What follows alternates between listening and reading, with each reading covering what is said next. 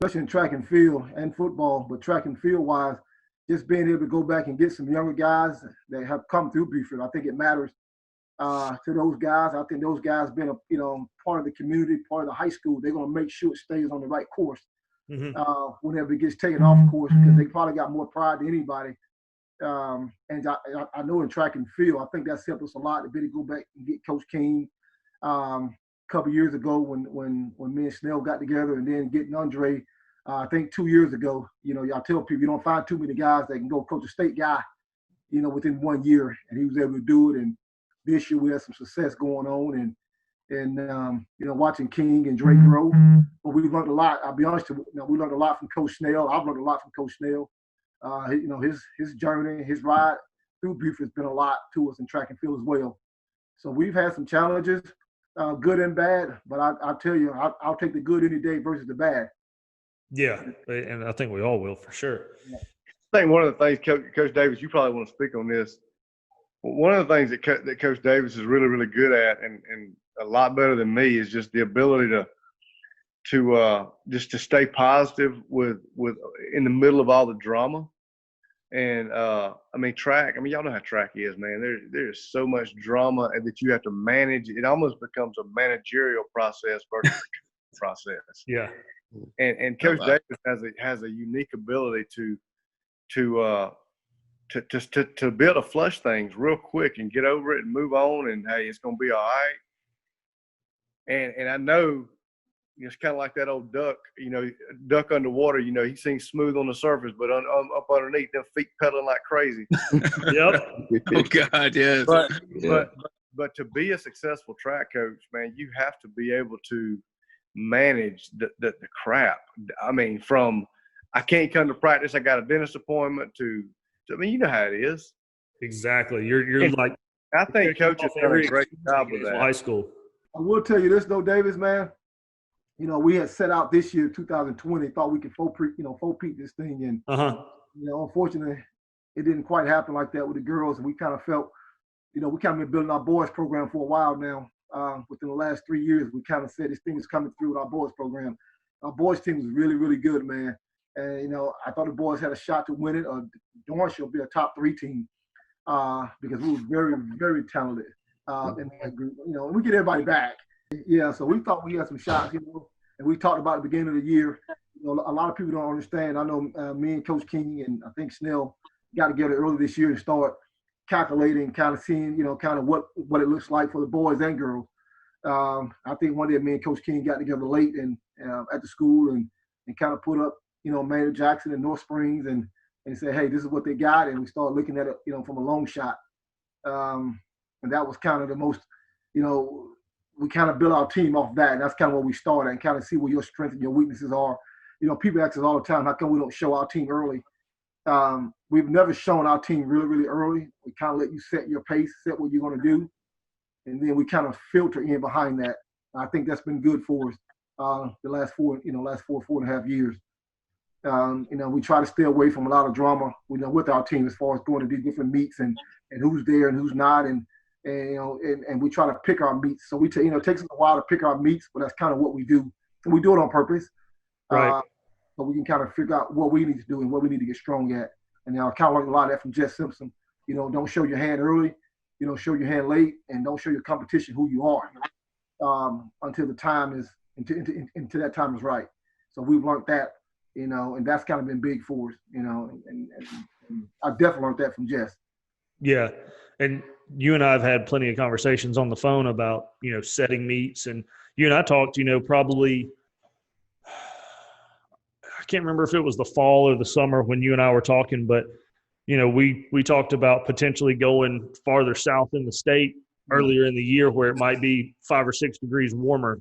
Yeah. And luckily we didn't really have to do that, but, the Parkview meet was great weather. I actually got sunburned on my head that day. So that sucked, but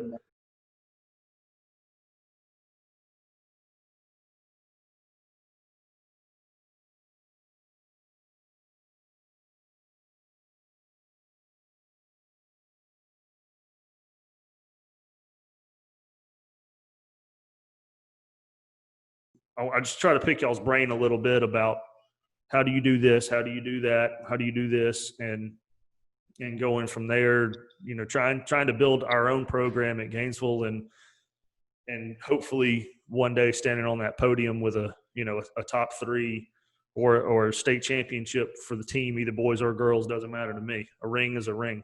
So, Coach King, tell us a little bit about yourself so that the viewers and listeners can understand where you're going, and then Coach Johnson, you can be next. Okay. I graduated from Buford High School in 2012. The track has always been my favorite sport. I just felt like I was kind of naturally talented at a few different events in that area. Then one day something just told me to come back and help, volunteer to help coach the program, and I had no aspirations of being a coach ever, and I came back and did that, and I just fell in love with, still being a part of that sport and pouring back into the kids and, pushing them and helping them grow as like Coach Davis and Coach Snell did me. And I just completely fell in love with it, and I couldn't let it go. So, I even changed my degree into education just so that I could, stay a part of it. How far down the college road were you when you changed your degree? I had already changed. I was already done with my prereqs in pre-med. I was going to be a pharmacist. I had already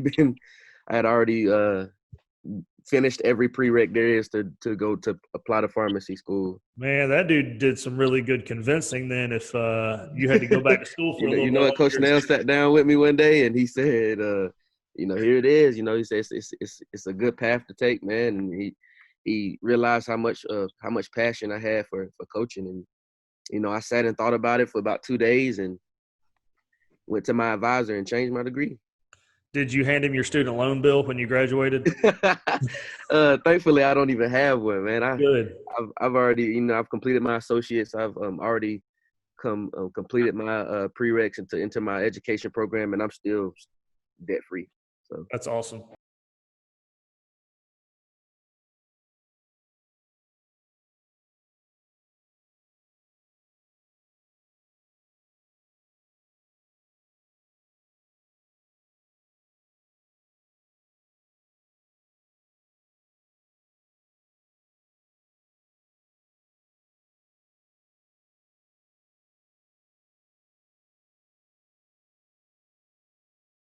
So what events do you coach? I coach high jump, sprinters. I help with relay. Sometimes I help with long jump.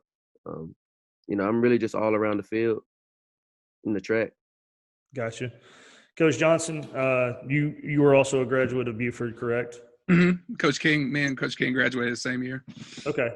And you coached the throwers? I coached the throwers. I came 2 years ago, came here, started community coach at football. Did that. And then by the time springtime came around, Coach Davis was talking about getting me on the track. So I went out there. I didn't really have a role then, though, back there 2 years ago. I was just out there, just kind of feeling it out, see what was going on. And then the next year, he was like, all right, you're going to start going to the throws. That's when we still had Coach Martin. He was out there running the whole thing. I was like, okay, go out there, learn from Coach Martin, see what we're doing, see how throws go. And then about quarter way through the season, Coach Martin steps down. And, I talked to you. I forgot what meet it was, probably at GAC, I think. I was like, I have no clue what I'm doing. I was like, I'm just out here, I know you got to throw this distance this far to go win something. So let's just try to focus on that. So I went out there, man. And like I said, I talked to you. I talked to the Keyless Throws coach. I can't remember his name for life. Coach McCovic. Yeah, Coach McCovic. Yeah. I talked to him. Just picking people's brains, just trying to figure out, what it is. Because I threw in high school, but, I threw like freshman, sophomore year, and I was done with it. Mm-hmm. But, just picking people's brain and trying to figure out the sport. And, one of my biggest things, like I did coach Gillarda State, but my biggest regret from that season is I ended up focusing a lot on him. Even when JVC was still going on, I ended up focusing a lot on him. And I wasn't able to develop those younger guys at all just because, one, I didn't know what I was doing. I didn't know how to set up a plan or anything like that. But, it's been great. I've had a great time. It's something I'm really passionate about. I love it. I was really bummed when it got canceled. But, I've enjoyed my time with it. Coach Snell, the guy who I have known probably longer than he thinks I know him. I remember the first time I ever met him. I was about, I don't know, probably sixth grade, seventh grade. I was a Gainesville kid, but I went to the Buford football camp, and Coach Snell was teaching me how to backpedal, man. Oh, man. Teaching all those peewees how to backpedal. What's life been like for you, Coach? I know you've been there for how many years? Yeah, this was finishing up 21 for me at Buford, 26 total. I've been very fortunate, very blessed to be here. Coach Simpson and I were in college together, and we always wanted to work together one day, and it didn't work out early, but I came here in '99. So, yeah, I took over the track program in '99, and then I gave it to Coach Davis. And, God, what year was it, Coach? 2016, maybe? Yeah. So, yeah, it's been an excellent – I mean, my family, we're rooted here. My wife's a middle grade math teacher. My daughters are twin girls or juniors that participate in 4 sports here. And, you know, specifically in track, they're pole vaulters. And matter of fact, I typed up them a pole vault routine yesterday to do it out in the yard, and also some strength stuff. I kind of made a little homemade gym down in the basement that they can be working on. So, you know, it's been a wild time. It's been a lot of family time, which is good. But boy, I sure have missed the kids, and sure have missed just practices and being around them. They keep you young. I need that. Have your daughters got you into TikToking? Man, they're always in the kitchen dancing, crazy. They ain't got you in one yet, Snell? They ain't got me in one yet. No. I thought they would have had you in that little that family thing. Yeah. Whatever you call that. Well, you know what? COVID season isn't over, so who knows what they're gonna have. What they're gonna do. They're dancing nonstop.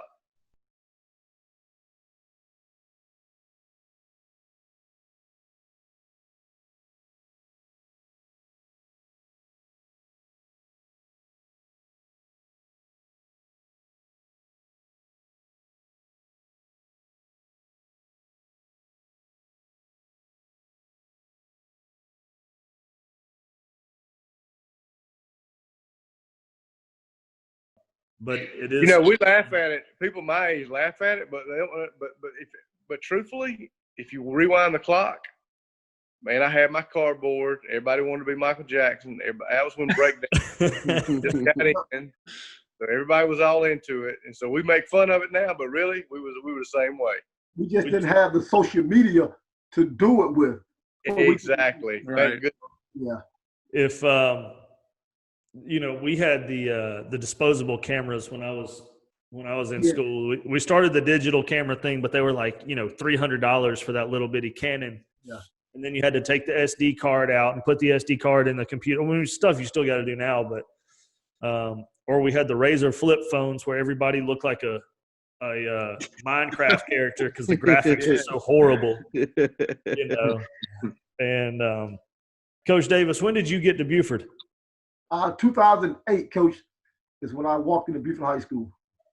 And you obviously took over the track program in 2016, like Coach Snell said, and you also coach – all 4 of you actually coach football. It's not like one of you do, but all 4 of you coach football as well, and you're the recruiting coordinator and running backs coach for football, correct? Yes. Okay. So talk to us a little bit, and this is an open question for any of you. In that 3-year span of winning back-to-back state championships on the girls' side, I'm sure y'all saw your fair share of ups and downs and injuries and stuff. But what is something that you saw from one of your girls that really showed you how they can persevere and what kind of character they have to overcome something? And you know, you don't have to jump out right now, but you can take some time to think. I think, if I remember, 3 years ago we were at the county meet, and it might have been 2 years ago. I think we dropped the baton. Something really happened really bad at the county meet. I think it was 3 years ago, if you remember that, David. And I watched the girls from the stands, and I wanted to say, should I go to the girls and try to regroup them? But I gave them 10 minutes to themselves to figure this thing out. And that's when I kind of knew that we had a really, really great team. Is that by the time I got to them, within the 10 minutes, we were able to get them together and say, it's okay. Don't worry about it. We got things we got to get done. And I knew if we could win the county, which were the 7A schools, I knew we could win state. And once we got that and shook that adversity, it kind of showed me who we were and where we was trying to get to and what it was going to look like. That one meet, I'll never forget that meet. That kind of showed me a lot. And having Kimberly Harris go in there and say, hey, guys, and Aaron Marsh, we're going to be fine. Don't panic. You know, that was the biggest thing. I'll never forget that conversation down on the grass at Mill Creek High School. That was kind of a humbling point for me to kind of watch the girls grow. And I think Dre, Stell, and King, I think 2 years ago we were at Carrollton. And y'all kind of remember this. There was a lady walking by, and she was all over the place. Turned up now. Oh man, she was loud. I don't know who let her in, but she was turned up. She said, who coaches that Buford team? Where they coaches at? And we're all on the wall. And we don't say anything. We're on the wall and sitting like this, right? And she was like, who's coaching that team? We want to find out, yada, yada. She was all over the place.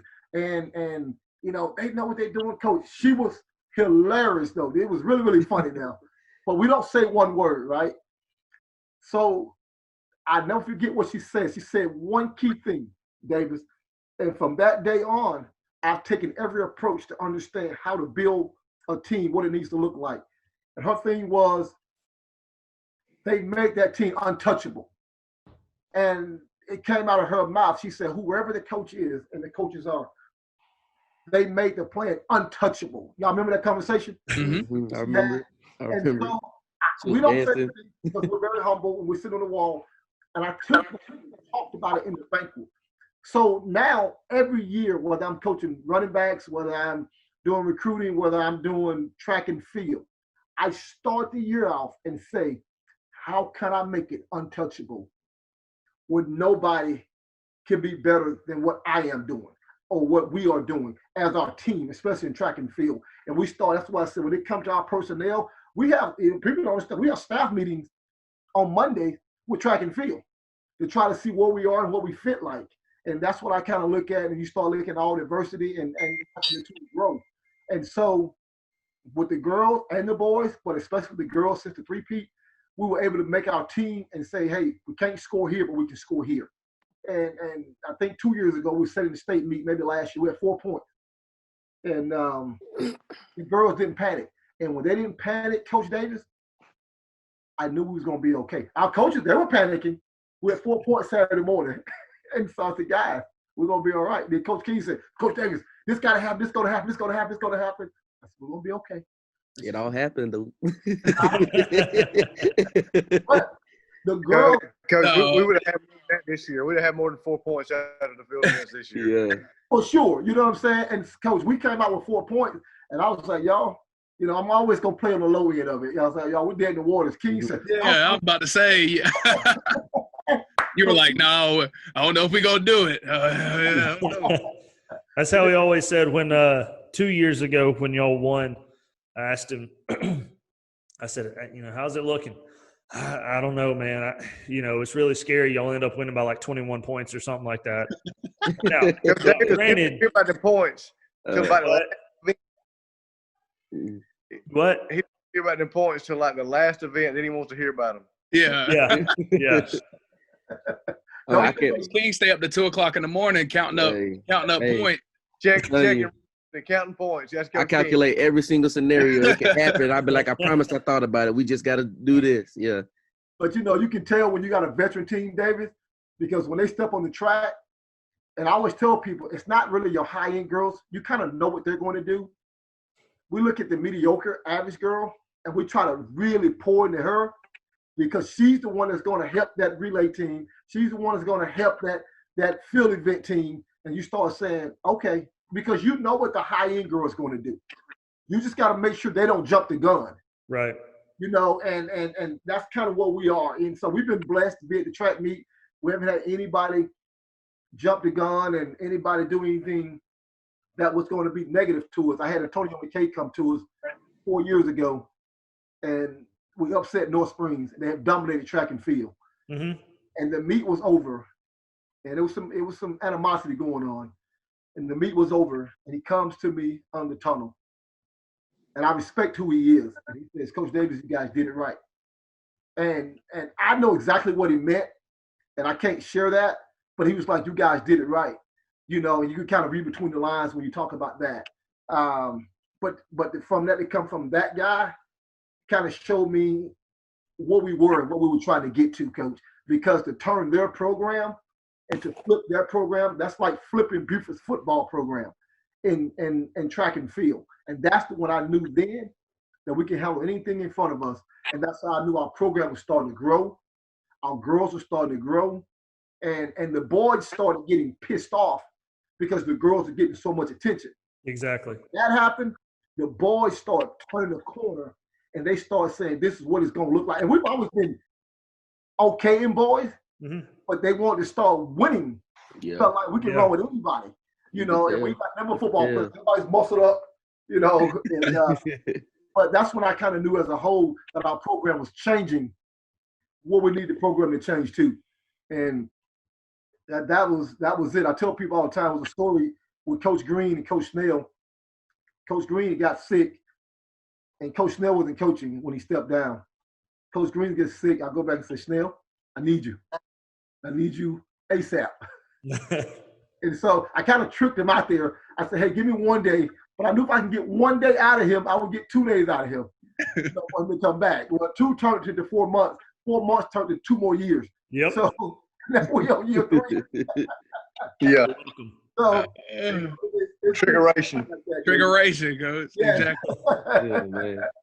Well, honestly, though, like for me, my girls were gymnasts, and they were doing gymnastics year round. We were going to Orlando. We were going to Birmingham, Savannah, traveling. I told Coach Davis, I'm like, I mean, I can't do track and travel with my family and see them compete at the same time. Well, then they quit club gymnastics, and they joined the track team. And I said, well, I guess I might be going to coach track. I was so happy. But now last year they both placed at state, right? They did. They both placed at state, and they were, man, right before COVID hit, they were about to get on another pole. I was really excited about how they were progressing. And you know, a couple of your Gainesville coaches that, you know, they practice down there sometimes in the summer. You know, Paul Malquist, the Gainesville guy, is their you know, true pole vault coach. Right. And I know enough about it to help them during the meets, but it's been fun for me to learn too.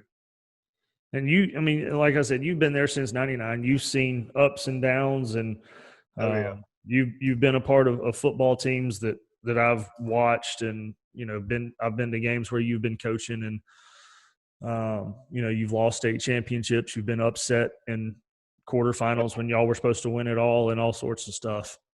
What from a football standpoint, and then from a track standpoint, what have been some 2 stories possibly where you've seen people overcome adversity and maybe some leadership that's come out of it?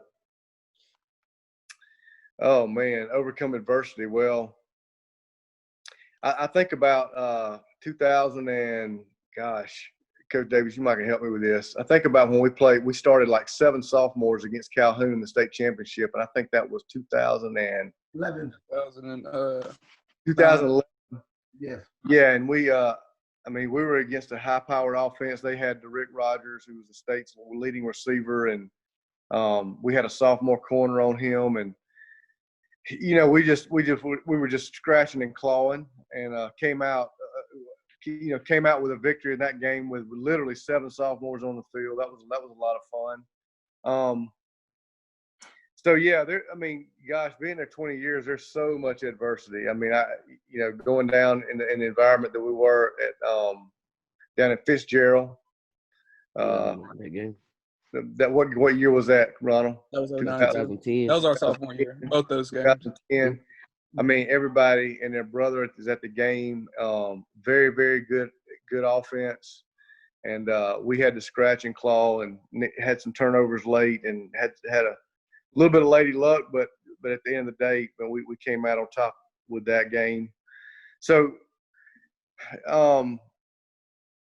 in terms of leadership, I think the biggest thing that Coach Wood and Coach Simpson has modeled and mentored and molded into us as coaches is the importance of the intangibles. I mean, talent is great, but intangibles is greater. And working and staying true to who you are and to what you believe in, and having character and having integrity and doing things the right way, like Coach Davis just said. All that stuff is important. And we've lost some too. We've lost some that we should have won. But at the end of the day, football and track is not who we are. It's what we do. It doesn't define us. It's our work. We want to be excellent at it, but it's not who we are. The faith aspect of what's been at Buford for 20 years, with really putting the Lord first in everything that we do is very, very important to our culture. To be honest, I think that's why we're so successful. I mean, you got people like me and Dre who that was poured into all the years that we were in the school, and then we come back to program and we preach those same things into those kids, and I think that's what makes us so successful is that we carry that culture with us. And I heard Dabo say this the other day. He said, "You know what? Death Valley is not the final scoreboard, and Tom Ryden is not the final scoreboard. I mean, it's the relationships that you build. It's the right seeds sown, the right seeds planted into these kids." And I see Dre and King doing it right now with these kids that may not bear fruit until 10, 20, 30 years down the road. Right. But we're still planting and sowing the right kind of seeds. And you know what? The vehicle of sports and track and football is the vehicle that we get to use to make men become men. Mm-hmm. I will say this while we're on the topic of leadership, especially, I don't know if any young coaches will watch this or not, but I hope so. last year going into that throw season when Coach Martin stepped down, I really reached out to my seniors. Most leaders don't know they're leading, and I reached out to Jalar when he finally started to figure out like, hey, I'm pretty good at this. I can start to do something. So it was just me out there with 16 other kids, and I don't know what I'm doing, right? So I reached out to him, and if you can get your seniors to lead your group, it's only going to help you so much more. So I got him. I said, hey, Wednesdays, we're going straight JV guys. I'm taking all the young guys. We're going to coach them. You're going to take this group of discus young guys, and you're going to coach them. You know what we want. You know what to do. You take these guys. You take this group, and you coach them. And I'll take the shot putters, and I'll go and coach them. And for me, as somebody who was just starting to do it, who didn't know much about it, helped me a lot to be able to coach the entire group, right, and learn it a little bit more because I had that senior take up his leadership position, like all seniors should take up that leadership position, and lead this group of throwers while I'm able to learn and coach the other group. And I think it goes a long way having those type of leaders on your team. Yeah, and someone that you probably don't know the name with the face, Andre, but Dorian Whitehead, who's one of our throwers. Mm-hmm. He's about 5'10", 5'11", about 240, 250. Mm-hmm. I know you're talking about. Okay, yeah. And, he's been throwing with me since about 8th grade. He'd come over a couple days a week. And so all of the drills and stuff that you and I have talked about, hey, how do you – I remember you and I sat and had pizza that day at GAC. Mm-hmm. And you're like, what do you do with the throwers? How do you get them going and whatever? And that was the day I think I shared my Google folder with you. Mm-hmm. But I was like, dude, I just pulled everything off of YouTube. Honestly, I found a guy, I looked and went through several different coaching channels or whatever. And I said, which one of these has the common language that I can, put forth to my kids and that I understand, and then I can help my kids understand. And so that's where I started with coaching throwers, was just on YouTube. But Dorian's been with me since about 8th grade. And so the language and the drills and stuff that I've been using since 8th grade, Dorian's been using. Well, this year, our throws coach, we hired our offensive line coach as our throwers coach. And he was going up for one of his classes up at Pioneer Risa on 365, and somebody pulls out in front of him, and he T-bones them. Well, Dorian, I take Dorian home usually about once a week, and he said, Coach, I got him. He said, I know what to do. You've given me all the drills and everything. And so, Dorian Whitehead, the athlete, turned into Coach Dorian. That's a huge, huge aspect, especially for a 16-year-old kid to say, hey, Coach, go do your jumps, go do your sprints. I got the throwers. You've taught me for 3 years. I know what drills, I know what you're going to say. I know what you're going to do. Like, I got this. Just go on and do your thing. And kids were still PRing this year. 2-3 girls that had never thrown before came out to throw this year and kept progressing each and every week. And I didn't have much to do with them. It was all Dorian, a 16-year-old basically kid who's turning himself into a young man on his own accord. I didn't ask him to do this. He volunteered, said, Coach, I got this. And so I think that's an ultimate form of leadership, especially from a high school standard, if I've ever seen one. Absolutely. I knew exactly who you're talking about because when we went over to where'd we go at the beginning of the year this year? Riverside? Parkview? Oh, no, Riverside, yeah, the indoor. Riverside. Indoor meet. I was talking to him then. I was like, because I was looking for you. I was like, I wonder where PJ's at. And I saw him there, and like he holds himself like a coach. Like he's in that group, and like whenever everybody's throwing, he's there, and like you can tell he's in charge of everybody that's standing there. Exactly. And like I talked to him, I helped him out with a couple of his throws, and that's the only reason I knew exactly who you're talking about. Excuse me. Ronald, you've been coaching longer than Andre has, right? Yes. All right, and so talk to us about your sprinters, and because all of us know how complicated it can be to get the 4x1s in, and getting exchanges and stuff like that. Now, were you helping Coach Davis when y'all's girls set that that national record 2 years ago? Yes. I mean, coaching girls is a lot different than coaching the boys. I mean, good boys are going to be competitive. They're going to want to be faster than their buddy, faster than their friend. With the girls, typically you kind of need a girl who is a leader, who gets along with all the girls. It makes your life so much simpler when you got that girl this doesn't have any beef with anybody on the team. But that was the year that Marsh was here, wasn't it, Davis? Yes. Yes, Marsh was that person. I mean, I've never seen her mad at anybody. I never seen her arguing with anybody. She kind of just was that person that just kept that team structured, and that goes back to that leadership role. Like, that just made coaching them so much more easier. But that it was fun coaching that group. They were all giggly and always like to have a good time. I mean, even when you're trying to line them up to practice handing off the baton, they're like laughing about something and ready. And you knew once it was time to race that they were all going to sing together, all mesh together, really, really well. And, it was really fun. That was probably my favorite year coaching track, to be honest. I think that championship was, that state championship was one of the best ones for me personally. I mean, I enjoyed coaching sprinters. I was more of a quarter miler myself, even though I hated it. I think it was one of those things that Coach Snell and Coach Davis, they found a way to make me do it. I remember what year was it that we went to what race was it that I raced that it was where? Love it. Yeah. Love it. That came up to me. They was like, Coach King, if you split 48, I let you get 2 things at Chick-fil-A. I ran around that corner. As soon as I could run around that corner, I got across the finish line. I saw Coach Davis and Coach Snell sprinting across the field. They said, "But you split 48." You got his little stopwatch trying to point it at me, and I was like, "Yeah, that was a good moment." But so what'd you get at Chick-fil-A? Amazing what a Chick-fil-A sandwich would do. Yeah, they figured out that it was food and stuff that would make me go. Man, probably a milkshake. What it was, King? You said a milkshakes? Yeah. Oh, yeah. I forgot you don't eat sweets. Yeah, they don't eat sweets. You've seen the leadership culture that's been built over your 21 years there.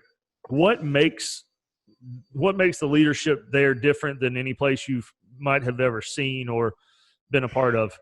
That's a great question, and a couple things. Number one is I think there's a standard of excellence that's like expected, and so it's just there, and everybody's trying to be excellent, kind of like Coach Davis alluded to, untouchable, and it's just there. I know Dexter said it, Jess continued with that, and now Coach Appling is passed the baton, so to speak. But I tell you what I think, and I've had this question before. I think that it's kind of like the old saying, the who is more important than the what. I think we got a bunch of men that I've been around for 20 years. I mean, think about Neil Auer, who was our offensive coordinator forever. I think you got a bunch of men that are hungry all the time, that want to learn, that are humble, that want to learn, that want to keep learning.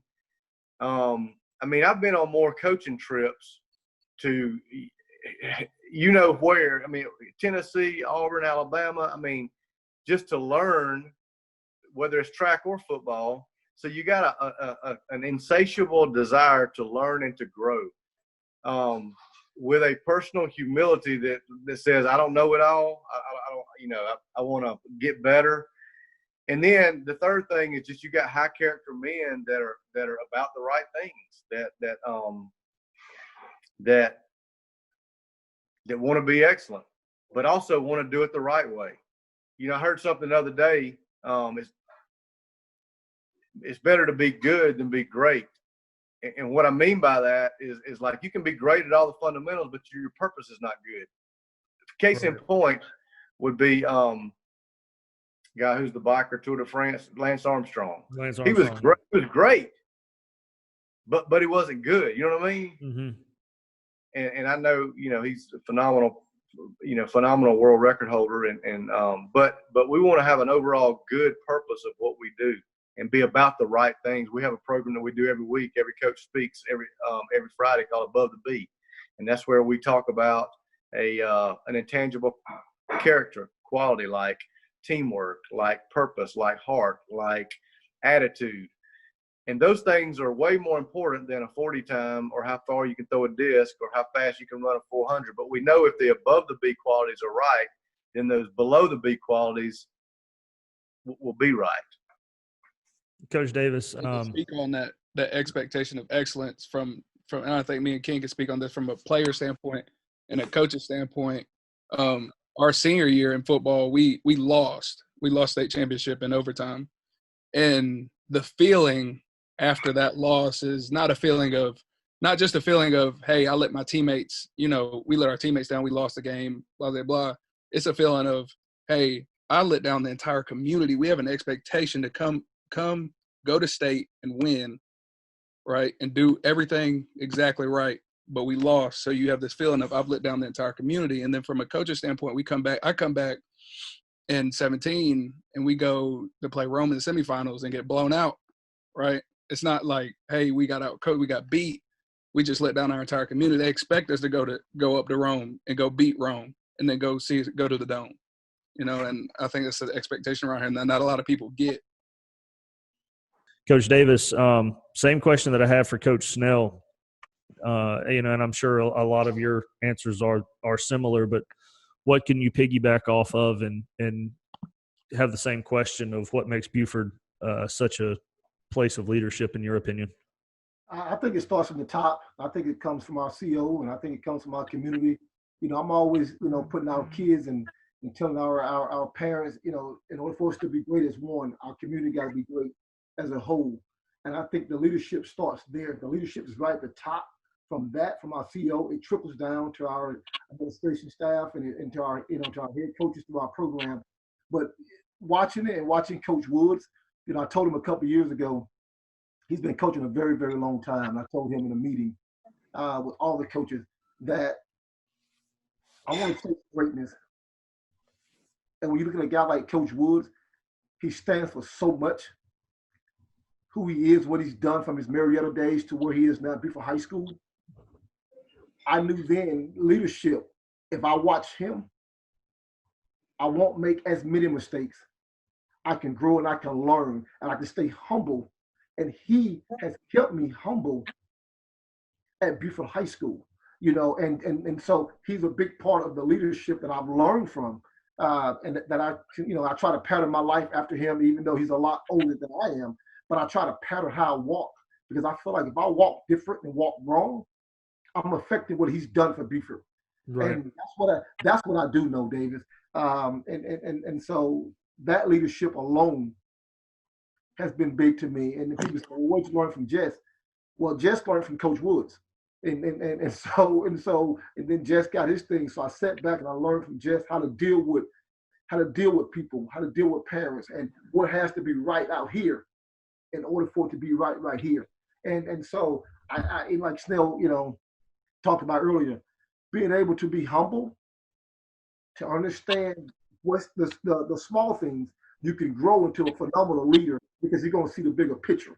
But you can't see the bigger picture until you see this and what it needs to look like.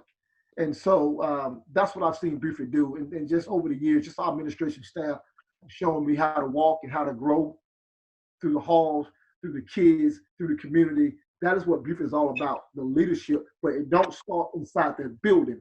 It starts from across the street, from the CEO of what we do, from our community. And I walk every day not to let Buford community down, not to let Dre down, not to let Coach King down, guys that have poured so much into Buford because it matters so much to them. And it means the world to me that they can walk into their school, they see me lead, they see Coach App lead, they see Coach Snell lead, because like Coach Snell says, what you don't see today, you see 20 years from now. Mm-hmm. And when I go back, Davis, to my Frederick Douglass days, and I see those guys still call me today, it tells me I done it right. When I get former guys 20, 25 years ago still communicate with me, it tells me I done it right when I see King and Dre walk into Buford High School and they carry themselves like men, and it tells me we done it right, and we didn't do it wrong. You know what I'm saying? And it tells me how many guys want to come back and coach with Buford, that we've done it right as a community. That's what I talk about, the leadership, and it starts from the top. But mine came a lot from Coach Woods, Coach Davis. One thing real quick I want to share. Like we just moved into a new building, and this time last year we were getting ready to pack up and move, and I was cleaning out some stuff, and me and another coach found an old. It was probably from 5 or 6 years ago. It was a staff meeting agenda, and it was from Jess, and it was numbered like 1 through 25 things we had to talk about as a staff. It was like maybe the beginning of summer practice or maybe the beginning of spring ball. Anyway, it was a new meeting, a new year, and we had about 25 things we had to talk about. And number 9 on the list was football. So number 1 through 8 didn't have anything to do with football, but had everything to do with football. Yeah. You see what I'm saying? Exactly. It's about building men. It's about how are you growing? What are you doing personally to make yourself better? All those things, and a lot. We've done all kind of book studies. Yeah. In my years. So again, number 9 tells the story. That's what we're going to address football. But number 1 through 8 is going to be everything about football, but nothing about football. Yeah. What's funny? You talk about that. I told those guys then, Coach Davis, you better find somebody to pattern yourself after. You better chase. And I chase every day. I chase Coach Woods every day. I chase him down. And I'm trying to get on the back of his shirt. And then I look at my new leader, in Coach Wolf today, and how he pours into this whole program differently, how I can communicate with him and anything I need from him, how he sits me down, said, Davis, look at it like this. Sometimes you take the high road and you go with it. Coach Wolf has taught me how to take the high road on a lot of issues and still be very successful on the back end. And I've learned so much from him and, his last 2-3 years of leading our program, our whole athletic program. And Coach, I'm telling you, man, I'm around some great men and I look at him. A lot of people don't understand, even with Coach Green, he's been coaching 40 years in track and field. But I tell you, I don't do a lot of things and I don't move in a lot of ways without talking to him because he got so much knowledge and I listen whether I think he's right or wrong. I'm gonna listen to a man that's been coaching 40 years. Right, Amen. exactly right. You know what I'm saying? I might not agree with it, Coach Davis, but I know what it means on the backside. Coach, if you're trying to make a relay adjustment, he's already thought about it and made an adjustment 10 years ago, 20 years ago, 40 different times. That's why whenever I see him somewhere, I just kind of slide up against him and just sit there and listen to him talk, whether it's to one of you guys or to a different coach or to an athlete or something like that. I just try to soak in because, you know, talking to you two, I've known how long he's coached. Yeah. And so if there's something that I can pick up from Coach Green anytime I'm around him, you can bet your bottom dollar I'm going to be standing over there next to him trying to pick something up, whether it's about relays, whether it's about, a hard time and picking yourself back up or picking your kids back up, whatever the case is. He's seen it, he's been through it, he's coached it, he's gotten around it. And Coach, you better get them splits or he's going to be mad at you. Yeah, do what? I know every coach alive, too. You better get every split or he's going to be mad at you. That's something. You know what's crazy about that, Davis? Every track meet, we get our splits. Well, Yep. I don't. They get our splits every track meet. And here's the deal. He has so much data on our track team. Coach, it's bulletproof and it leaves no room for error. We know what every kid has done from the 9th grade, from the time they graduate. And that's hurt me. Unreal. It's unreal. And Coach, we know who's the top wolf. We know who's the MVP. We know who's the coach's award because numbers don't lie. Yeah. We can sit back and say in our heads and say, okay, this kid did this kid did that. In our heads. He has it written down to Davis. Hey, man, I know you might like this kid because he did this, but the numbers don't lie. And this kid deserves this. Coach, and you can't run from it. And we go strictly off data when we give our awards out, Coach. It is 100%. You know, and so it don't matter if a girl ran in 3 meets and this kid ran in 9 meets. If she got the most points, she's going to get the top award. It don't matter who he or she is. Yes. So that's kind of what we are. Every meet's documented, Coach. So we are very detailed about how we operate our program. But I really appreciate you guys coming on. Absolutely, man. Thank you so much, man, having us on. Yeah, Coach, man. we appreciate it, man. We respect y'all and love working with you. Thanks, guys. I'll have y'all on again soon, and I'm gonna go to this